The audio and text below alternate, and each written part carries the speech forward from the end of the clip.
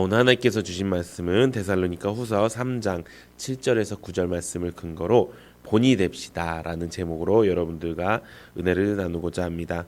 오늘 말씀은 바울이 어떻게 데살로니가 교회 성도들에게 모범이 되었는지에 대해서 보여주는 말씀입니다.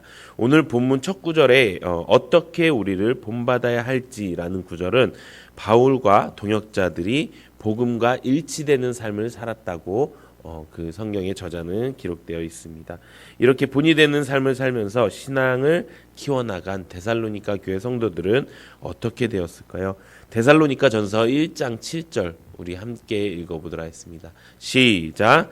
그러므로 너희가 마게도냐와 아가야에 있는 모든 믿는 자의 본이 되었느니라. 아멘. 여기에 있는 데살로니가 교회 성도들은 믿음의 연조가 그렇게 깊지 않았습니다.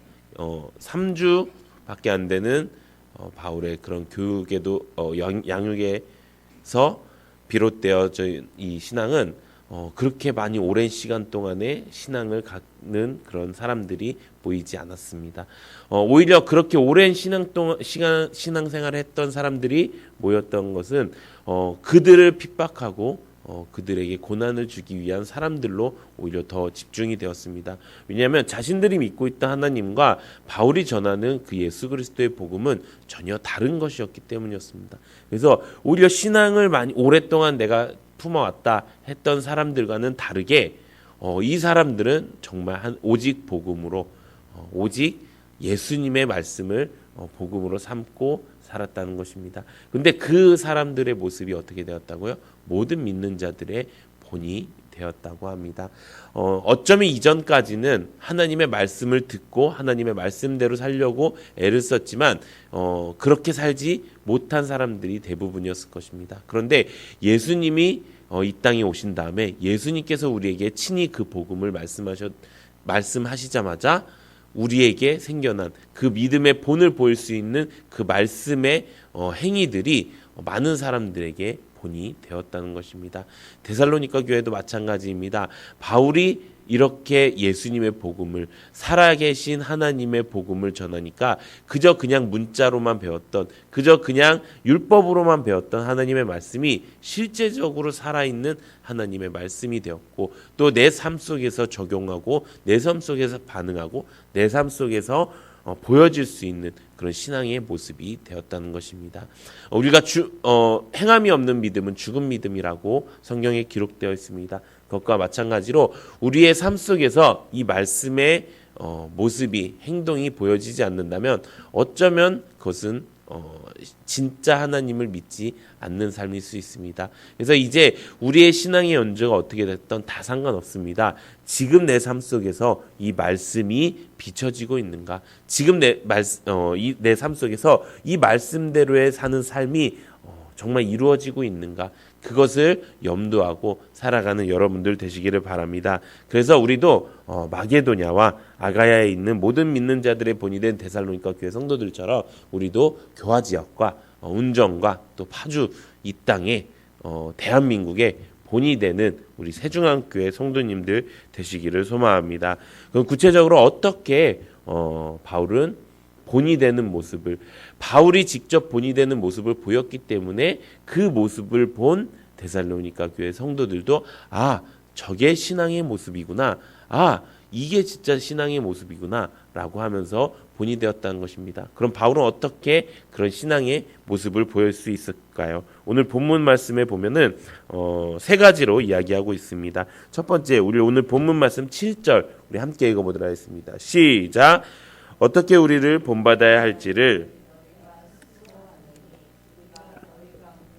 무질서하게 행하지 아니하며. 아멘. 하나님은 질서의 하나님이라고 이야기하십니다. 고린도전서 14장 33절에 보면 하나님은 무질서의 하나님이 아니시오 오직 화평의 하나님이시니라 라고 말씀하고 있습니다. 질서 있다는 것은 무엇입니까? 이것은 하나님의 법대로 살아간다는 것입니다. 우리가 누구의 법을 지킬 것인지 우리가 마음속에 결정하고 사는 삶이 바로 말씀대로 사는 삶이라는 것입니다. 우리는 이제 작년을 통해서 무엇을 깨닫게 되었습니까? 진짜 믿음으로 걸어가는 길, 진짜 믿음으로 사는 삶이 뭔지 알게 되었습니다. 더 이상 세상 사람들의 눈, 세상 사람들의 말에 흔들리지 않고 정말 하나님이 우리에게 2000년 전부터 말씀하셨던 그 말씀의 그 길로 우리가 걸어가겠습니다. 이것이 무슨 배짱이나 고집이 아니라 우리가 이 길을 포기하면은 정말 우리를 통치하시기를 원하시는 하나님의 손길을 거부하는 것처럼 그것만큼 위험한 일이 없다고 생각하면서 우리가 어떻게 했습니까? 정말 믿음으로 사는 길, 진짜 하나님의 법을 지키며 삽시다. 하나님의 법은 무엇입니까? 우리는 하나님과 제사로 언약된 사람들입니다. 예배를 드리지 않을 수가 없습니다. 그리고 이것이 세상 사람들이 말하는 좀 안전합시다라는 그 말보다 훨씬 더 권위 있고 훨씬 더 안전한 하나님의 법인 줄 우리가 믿고 그 길대로 걸어갔습니다. 그러니까 어떤 일이 벌어졌습니까? 이 예배를 우리가 지키게 되었다는 것입니다. 이 교회를 우리가 지키게 되었다는 것입니다. 어떻게 지키게 되었습니까? 요즘 그 교회들 보면은 이제 다시 조금씩 회복한다고 이야기합니다. 이제 뭐 사회적 거리두기 단계가 있지 않습니까? 2.5단계에서는 우리가 모일 수가 없었는데 또 2단계에서는 우리가 10%였다가 또 20% 그 해당 자석수의 20%까지 오르게 되었습니다. 그러면은 예배를 이제 그때 멈췄던 사람들의 말대로 한다면은 어떻게 된 것이 맞습니까? 20%면은 20%가 와갖고 예배드리고 나머지 80%를 기대하면서 또 그들이 빨리 오고 또 이렇게 모두가 같이 함께 예배드리는 날이 오기를 기다립니다라고 하면서 그렇게 예배드려야 되지 않습니까? 근데 그렇지 않다는 것입니다. 20%를 이야기를 했는데도 20%를 와도 된다고 얘기했는데도 많은 교회가 20%가 채워지지 않은 채로 주일 예배를 드리고 있답니다. 그 말은 무엇입니까? 하나님의 말씀대로 사는 것보다 세상의 말대로 살았기 때문에 세상의 법대로 살았기 때문에 지금 우리에게 다시 찾아온 그 복음의 기회가 있음에도 불구하고 그 복음을 들을 기회가 있음에도 불구하고 많은 이들이 그 믿음이 무너졌다는 것입니다. 정말 한 달만 교회 나오지 않아도 우리의 신앙은 장담할 수가 없습니다.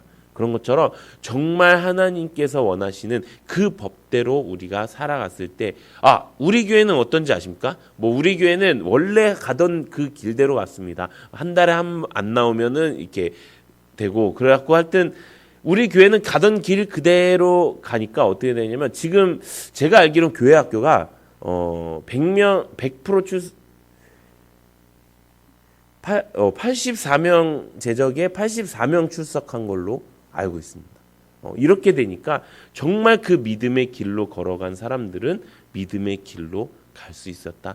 즉 하나님의 법을 지키려고 애쓴 사람들, 하나님의 법이 세상 법보다 더 위에 있는 사람들, 그게 고집 부리는 것이 아니라 하나님의 법을 지킴으로써 우리가 그 법을 믿지 않고 그 법을 모르는 사람들에게 복음을 전하고 또 그 법을 믿지 않는 자들에게도 심판이 임하지 않을 수 있도록 우리가 애쓴 그 결과가 지금 여실히 드러난다는 것입니다. 사랑하는 성도 여러분, 하나님은 질서 있는 하나님이십니다. 그렇기 때문에 2000년 전에 말씀하셨다가 지금 말을 바꾸시는 하나님이 아니시라는 것입니다.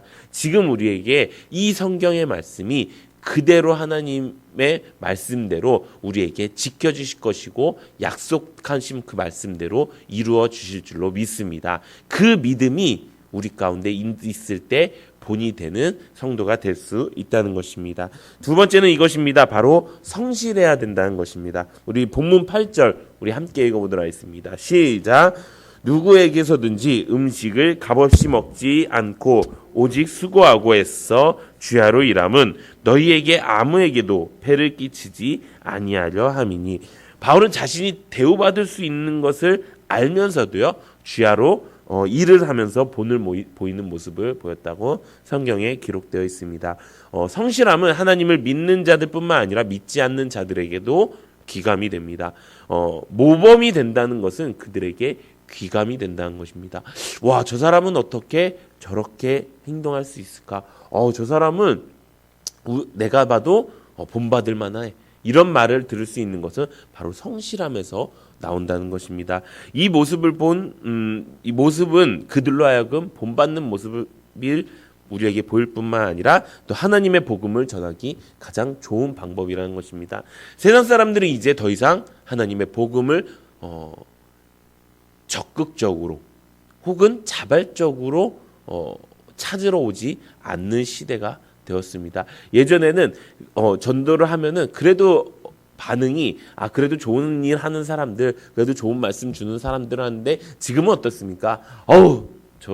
교회 다니는 사람들, 세상에 예수쟁이들 막 이렇게 그것만큼 귀한 말이 어디 있습니까? 우리 보고 예수쟁이랍니다. 저는 그 말이 세상에서 가장 좋은 말 같습니다. 저는 세상에 가장 지독한 예수쟁이가 되고 싶습니다. 여러분들도 그러십니까? 저는 그러고 싶습니다. 그래서 그렇게 지금 손가락질 당하고 눈으로 막 욕하고 막 그런 모습들 실제적으로 막 전도하러 요즘 제 전화가 불통이 났습니다. 그거 아십니까? 그 주보에 보면은 유일하게 전화번호가 있는 게 제 전화번호가 있습니다. 그게 이제 다른 의미로 거기 그 축복의 사람들의 이제 제가 예전에 이걸 지금 주보를 만드는 일을 하고 있으니까 축복의 사람들의 그 제보 하실 분들은 이제 거기에 최민재 목사 010-9343-9890 이렇게 해갖고 이제 번호를 이렇게 거기다 했는데 엊그저께 전화가 온 거예요. 저 213동 몇 동에 사는 사람인데요. 이거 주보 이거 좀 넣지 말아주세요. 저는 교회 안 나갈 거예요. 이렇게 막 하는 거예요. 그래도 이런 사람들은 좀 그렇죠. 전화 받자마자 막 욕하는 사람들도 있습니다. 그러니까 세상 사람들이 봤을 때는 이 교회 다닌다는 것이 이제는 더 이상 우리에게 이제 복음의 길이 아니라는 것입니다. 그런데 우리가 그들 가운데 성실한 모습을 보인다면 저 사람은 이렇게 해도 성실하고 저렇게 해도 성실하네. 내가 불친절하게 해도 성실하고 내가 그렇게 막 뭔가 그 사람에게 해주지 않았는데도 그 사람은 성실함을 통해서 나에게 도움을 주네. 이런 모습들 가운데 우리는 하나님의 복음을 전할 수 있는 기회와 통로를 만들 수 있다는 것입니다. 사랑하는 성도 여러분, 이 시절에 바울은 사도의 그 권위를 받았습니다. 사도의 권위를 받았다는 것은 굉장한 권위였습니다. 이는 말씀 전하는 것 외에는 다른 것을 아무것도 하지 않아도 성도들이 알아서 챙겨줄 수 있는 그런 상황 가운데 놓여졌습니다. 하지만 그럼에도 불구하고 바울은 그들에게 폐가 되지 않게 하기 위하여 직접 자비량으로 선교를 했다는 것입니다. 자신이 텐트를 만들어서 그것을 판돈으로 직접 선교를 하는 그런 사람이었습니다. 사랑하는 성도 여러분, 우리의 성실함이 하나님의 복음을 전할 수 있는 가장 좋은 방법인 줄로 믿습니다. 우리가 하나님 앞에 뿐만 아니라 또 교회 앞에 뿐만 아니라 우리가 살고 있는 그 삶의 터전 안에서 우리가 성실하게 임할 때 저 사람은 어떻게 저렇게 하지? 라는 그 생각과 그 말이 들리게 되면 지금이 바로 하나님의 복음을 전할 때구나 라고 생각하며 하나님의 복음을 여실히 전할 수 있는 우리 성도님들 되시기를 예수님의 이름으로 축원합니다. 마지막 세 번째는 이것입니다. 우리 본문 9절 우리 함께 읽어보도록 하겠습니다. 시작. 우리에게 권리가 없는 것이 아니요 오직 스스로 너희에게 본을 보여 우리를 본받게 하려 함이니라. 아멘. 바울의 복음 전파로 데살로니가 교회 성도들은 구원을 얻게 되었습니다. 그 당시 아까 말씀드렸던 것처럼 사도들은 엄청난 대우와 권위를 받았습니다. 이것만 해도 바울은 데살로니가 교회 성도들에게는 거의 생명의 은인이었습니다. 영적 생명에도 은인이었고요. 이 바울이 거기다가 사도입니다. 그러니까 얼마나 큰 권위가 있겠습니까? 그럼에도 불구하고 바울은 그 권위를 주장하지 않았다는 것입니다. 어쩌면은 우리가 먼저 믿는 사람들로서 어쩌면은 마음속에 좀 단단함이 생겼을 수 있습니다. 나는 하나님을 잘 믿고 있는 사람, 또 나는 하나님을 믿고 하나님의 길대로 가는 사람인데 저 사람은 왜 저렇게 하는지 모르겠어 라는 어쩌면은 내 안에 작은 권위가 생겼을 수 있다는 것입니다. 내 안에 나는 이렇게 변했는데 왜 저 사람은 변하지 않나 라는 생각을 할 때가 있습니다. 그 생각을 가장 많이 하는 존재가 누군지 아십니까? 바로 가족이라는 것입니다. 가족에게 내 생각보다 왜 내 믿음은 똑같이 우리가 믿음 생활을 하는데 왜 내 믿음은 이렇게 딱 견고히 서고 있는데 왜 저 사람의 믿음은 견고하게 서지 않는 거야? 말씀을 제대로 듣지 않나? 예배 시간에 조나? 아니면은 담임 목사님 말씀을 제대로 듣지 않나? 뭐 이런 식으로 생각하면서 어느 순간인가 내가 높아질 수 있다는 것입니다. 내가 높아지자마자 그 말에서 나오는 모든 복음과 모든 말들은 다 능력이 사라지는 것입니다. 내가 교만하면요 탐심이 생기고요. 내가 교만하면요 아무것도 내 입에서 나오는 말은 선한 것이 없다는 것입니다. 그렇기 때문에 내가 먼저 낮아져야 된다는 것입니다. 권위를 세우지 말아야 되는 것입니다. 저 사람은 왜 그럴까라는 생각을 하지 말아야 된다는 것입니다. 여기서 만약에 이제 다 하나님을 믿는 가족들이 있다면 너무나도 감사하죠. 또 하나님을 믿으면서 바른 신앙생활을 하고 있는 그 가족들을 보면 너무나도 감사하죠. 근데 그렇지 않은 가족이 있을 수 있어요. 또 내 마음에 들지 않는 가족이 있을 수 있어요. 혹은 내 부모님, 내 자녀, 내 형제 이런 사람들이 그 사람들의 믿음을 보고 왜 쟤는 저러는지 몰라 도대체가 왜 저렇게 신앙생활을 해? 왜 저렇게 하나님을 믿지 않아? 라고 생각할 때가 있습니다.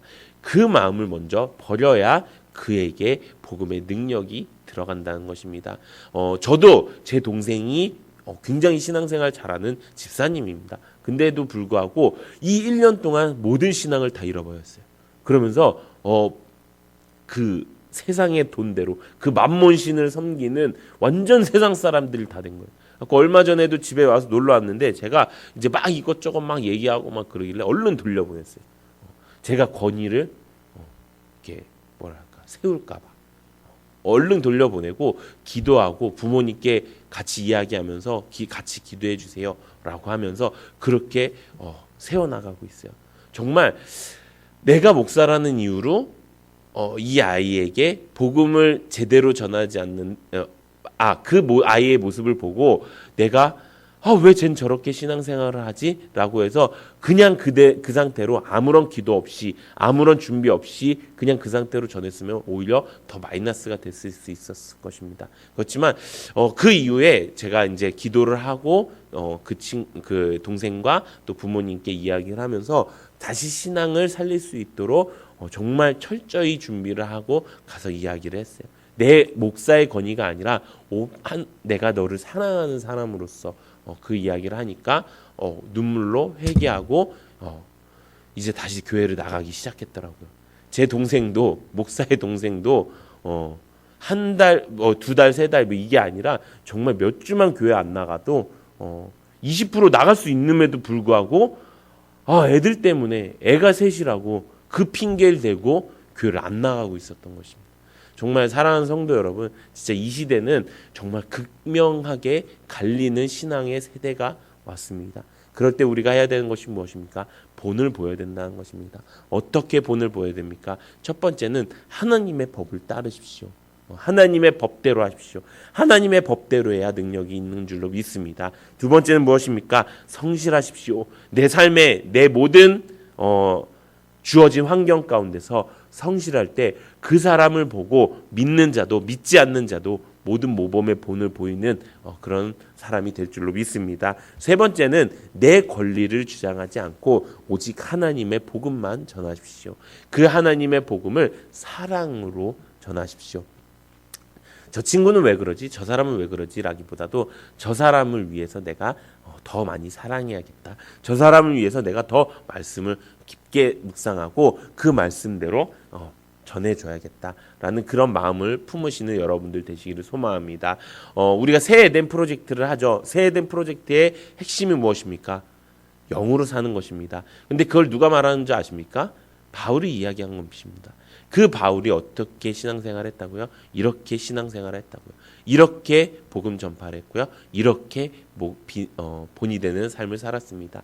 우리 사랑하는 성도님들도 이렇게 본이 되는 삶을 통해서 우리가 전하는 그 복음이 정말 능력이 있고 우리가 전하는 이 삶이 정말 하나님께 복된 삶이 되는 우리 모두가 되기를 예수님의 이름으로 축원합니다.